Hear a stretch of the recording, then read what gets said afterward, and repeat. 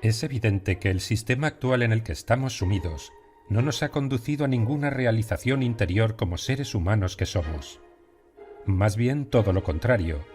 Esta maquinaria globalizada encabezada por la banca y los estados, con sus políticos hipócritas y corruptos, controlados por las grandes corporaciones, están alejando al ser humano de su verdadera naturaleza.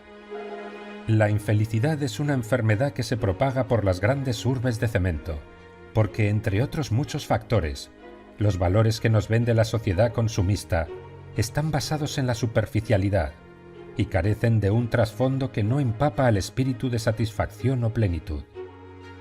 De esta forma, la mayor parte de la población vive siguiendo una mentira basada en falsos estímulos que la aleja de su verdadera identidad. ¿Cómo hemos llegado a esto? ¿Por qué no nos hemos rebelado? Algunos aspectos muestran que la historia ha sido convenientemente manipulada y borrada para que la población no llegue a saber nunca cómo ha llegado a esta situación. Todos y cada uno de los acontecimientos históricos han sido perfectamente orquestados para alcanzar el punto de control actual, empujando al ser humano al olvido de lo que es. El punto clave lo marca el inicio de la era industrial que comienza en el siglo XVIII en Gran Bretaña y que posteriormente se expandiría por el resto de Europa occidental y Norteamérica.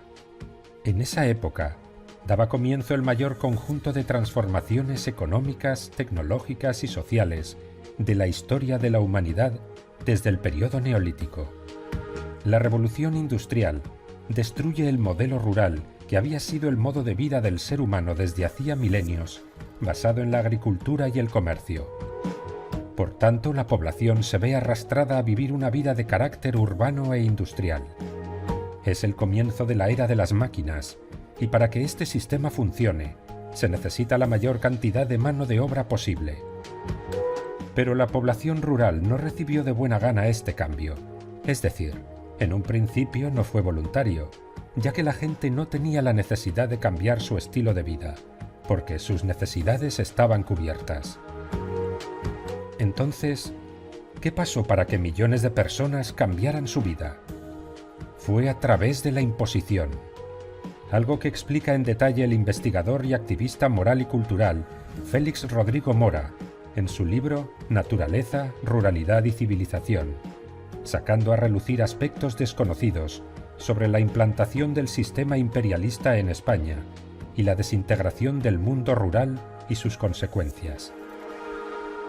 Mientras que otras potencias europeas como Alemania e Inglaterra sumaban fácilmente mano de obra al servicio del sistema, en España se encontraron con fuertes resistencias por parte de la gente del campo, que se negaba a abandonar su estilo de vida. La población rural tenía un gran apego y cariño hacia todo lo que les rodeaba: relaciones, personas, paisajes, costumbres, fiestas, olores, comidas y canciones. Eran los propios aldeanos los que se autogobernaban dentro del concejo abierto. La propiedad de la tierra era colectiva.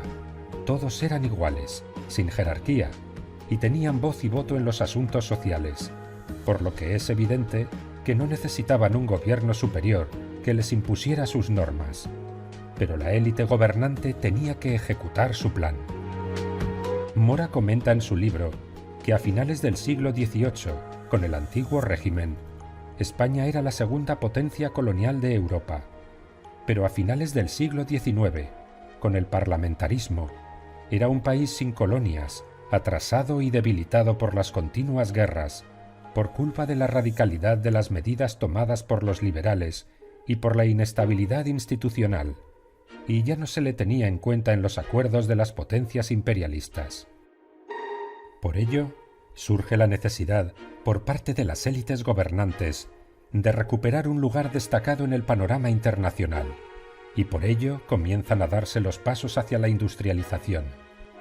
Y el régimen rural popular no encajaba dentro de este nuevo sistema, ya que no era rentable, porque no participaba en el movimiento económico tan necesario para el crecimiento del Estado, y es que la gente del campo tenía todas sus necesidades cubiertas, era autosuficiente, por lo que no necesitaban el dinero.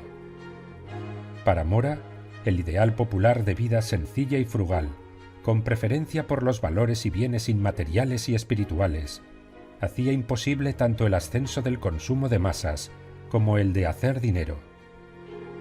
Además, no daban valor al dinero, ya que lo consideraban algo dañino y negativo. Pensaban que toda persona con sentido del decoro, del autorrespeto y de la moralidad debía mantenerse alejada de él.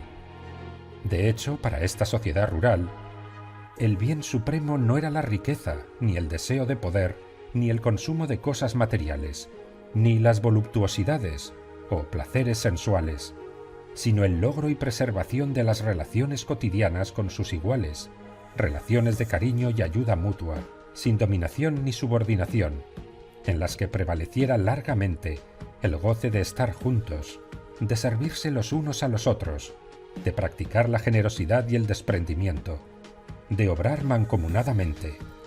Era una sociedad convivencialista. Por eso ahora se entiende por qué la revolución industrial terminó de cuajar tan tarde en España. La gente se oponía a abandonar su estilo de vida, que lo era todo, y que les colmaba de tantas satisfacciones materiales e inmateriales. Por lo tanto, la maquinaria gubernamental, de los que estaban en el poder, tenía que acabar con todo su mundo. ¿Y cómo lo hicieron? El primer golpe contra el régimen rural lo asestan los líderes del liberalismo, que formaban parte de las Cortes cuyos diputados habían sido elegidos por sufragio restringido indirecto, aproximadamente lo que correspondía al 1% de la población total.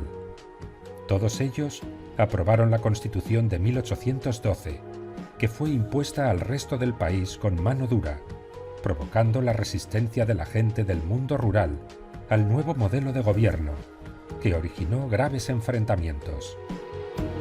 Durante la expansión del poder liberal por toda Europa, en los siglos XVIII y XIX, los regímenes políticos se han de calificar, explícita e inequívocamente, de dictatoriales, ya que no otorgan a la masa el sufragio universal.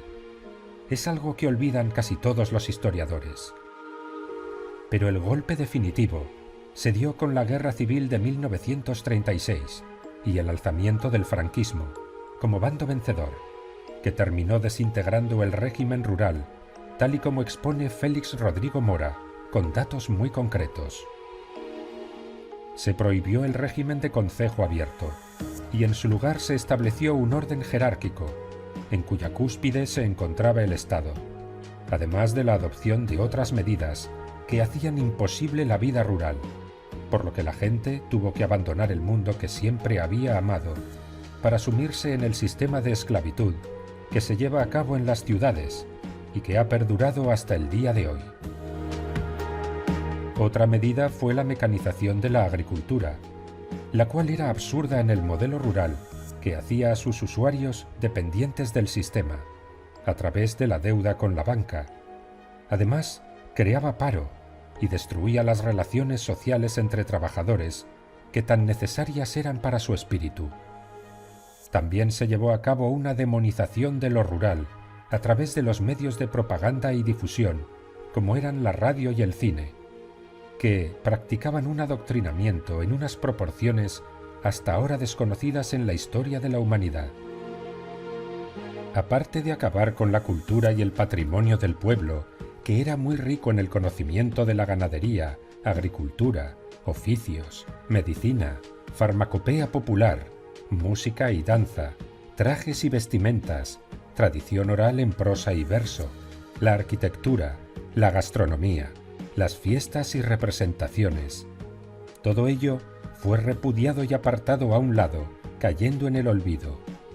Ayudado por el sistema educativo que estaba patrocinado por el Estado, mediante el cual los profesores adoctrinaban a los estudiantes para que concibieran el mundo rural como un atraso, frente al progreso y el futuro que se centraba en las ciudades.